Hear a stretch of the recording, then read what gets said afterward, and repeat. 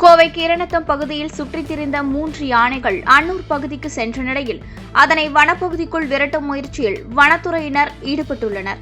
கோவையில் மேற்கு தொடர்ச்சி மலையை ஒட்டிய வனப்பகுதியில் இருந்து வெளியேறிய 3 காட்டு யானைகள் இடிகரை பகுதியில் சுற்றித் திரிந்தன. அதனைத் தொடர்ந்து கௌசிகா நதியின் நீர்ப்பாதை வழியாக கோவை மாநகர் கீரனத்தம் பகுதிக்குள் நுழைந்தன.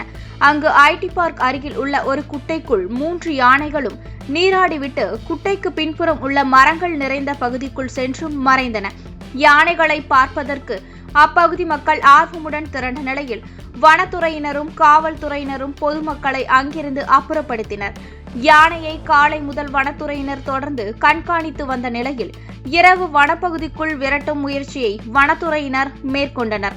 அப்பொழுது அந்த காட்டு யானைகள் அத்திப்பாளையம், காட்டாம்பட்டி, கணேசபுரம் வழியாக அன்னூர் நோக்கி சென்றது. தற்போது அன்னூரில் கருமத்தம்பட்டி சாலையில் முகாமிட்டுள்ள யானைகளை வனத்துறையினர் தொடர்ந்து கண்காணித்து வனப்பகுதிக்குள் விரட்ட முயற்சிகளை மேற்கொண்டு வருகின்றனர். 2வது நாளாக யானையை வனப்பகுதிக்குள் விரட்டும் முயற்சியில் வனத்துறையினர் ஈடுபட்டுள்ளது குறிப்பிடத்தக்கது.